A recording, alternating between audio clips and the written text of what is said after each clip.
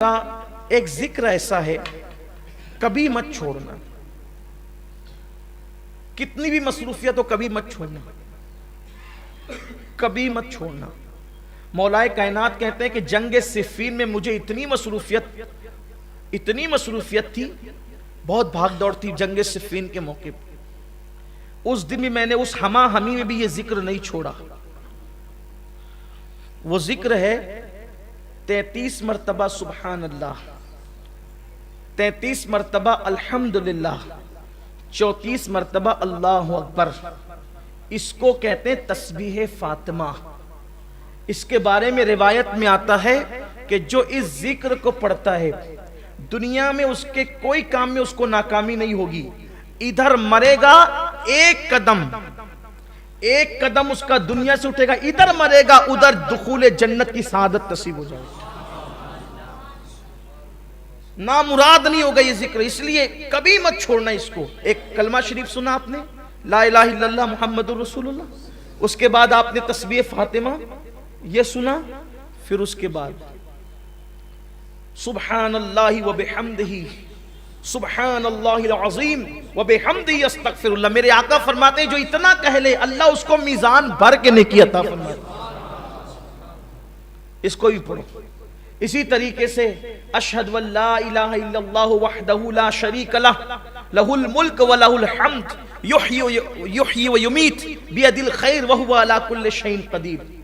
اس کو جو بندہ پڑھتا ہے اگر 4000 سال کے گناہ بھی اس کے نامہ اعمال میں ہو اللہ اس کو بھی بخش دے۔ بڑا عظیم ہے یہ۔ انبیاء کرام کا یہ وظیفہ ہے جو میں نے پڑھا نا، جس کو ہم چوتھے کلمے کی شکل میں پڑھتے ہیں، انبیاء پڑھتے تھے اس وظیفے کو۔ ایک وظیفہ اور ہے، حسبنا اللہ ونعم الوکیل۔ اسے حضور علیہ السلام مشکل مقام پر پڑھ، یہ دو وظیفے، ایک تو لا حول ولا قوت الا باللہ العلی العظیم، اور ایک تو حسبنا اللہ ونعم الوکیل۔ اس کو حضور علیہ السلام مشکل مقامات پر پڑھتے تھے۔ فرمایا جو حسبنا اللہ ونعم الوکیل پڑھے گا، اللہ فرماتا ہے چونکہ تو نے مجھے اپنا کارساز بنایا اب تیرا کوئی کام بگڑنے نہیں دوں گا، اس لیے اس کو پڑھا کریں۔ بڑے وظائف ہیں اور بہت زیادہ دیے جائیں تو کہیں ایسا نہ ہو کہ آپ مشکل میں پڑ جائیں، لیکن ایک وظیفہ جو حضور غوث پاک سے منسوب ہے اور اس کی بے شمار دنیاوی اخروی فوائد ہیں، اگر کچھ نہ کر سکو تو اتنا کر لیا کرو کہ ہر نماز کے بعد یہ وظیفہ، اس کو کہتے ہیں پنج گنج قادریہ۔ پنج گنج قادریہ یہ ہے کہ فجر کی نماز کے بعد اول آخر 3 بار درود شریف پڑھنا ہے، اور بیچ میں 100 مرتبہ یا عزیز و یا اللہ، یا عزیز و یا اللہ۔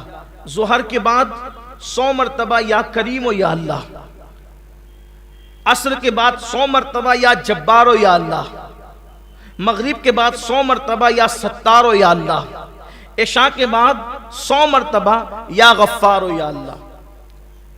1 منٹ لگتا ہے، اور اطمینان سے پڑھیں گے تو 2 منٹ لگتے ہیں، لیکن وظائف کی برکت ہے۔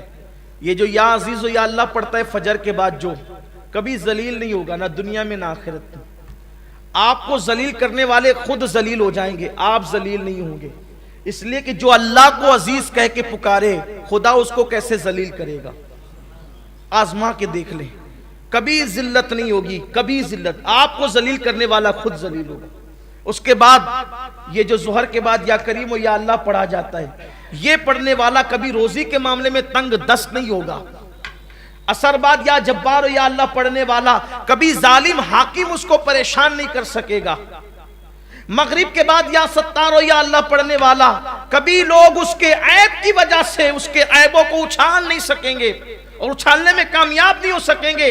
عشاء کے بعد یا غفار یا اللہ پڑھنے والا اللہ تبارک و تعالی اس کے بستر پر آنکھ بند ہونے سے پہلے اس کی مغفرت فرما دے گا۔ اللہ کا ذکر کریں۔ آخری بات یہ کہ ذکر کی 3 قسمیں ہیں، جب تک کہ یہ 3 قسم ایک ساتھ نہ ہو جائے ذکر نہیں ہوتا۔ جب تک کہ تینوں چیز مل نہ جائیں ذکر نہیں ہوتا۔ ایک ہے ذکر باللسان، یعنی زبان سے ذکر، دوسرا ہے ذکر بالقلب یعنی دل سے ذکر، تیسرا ہے ذکر بالجوارح یعنی اعضاء سے ذکر۔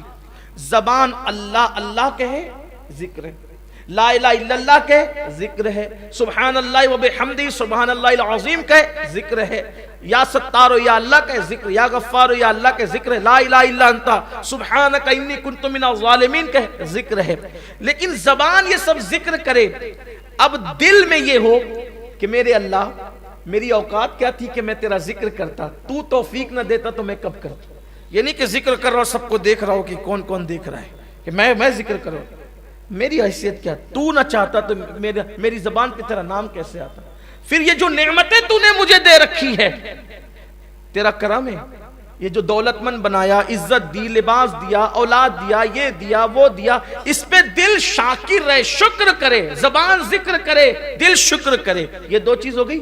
اور ذکر بالجوارح یعنی اپنے جسم سے اپنے اعضاء سے اللہ کی نافرمانی نہ ہونے پائے۔ جب یہ تینوں ایک ساتھ ہو جاتے ہیں کہ اعضاء گناہ سے بچے، دل شکر کرے، زبان ذکر کرے، تو اس کو کہتے ہیں ذاکر، یعنی یہ ہے ذکر کرنے والا۔ تو یہ زمین پر خدا کا ذکر کرتا ہے، آسمان کی بلندیوں پہ خدا اس کا ذکر کرتا ہے، شرق غرب میں پھر اس کے چرچے ہونے لگتے ہیں۔ تو میرے آقا علیہ السلام سے انہوں نے پوچھا، آقا اس عرابی نے کہ یا رسول اللہ میں مقام خاص چاہتا ہوں اللہ کی بارگاہ میں، تو کہا کہ ذکر کرنے والے بنو۔ اللہ تعالی ہم سب کو توفیق عطا فرمائے۔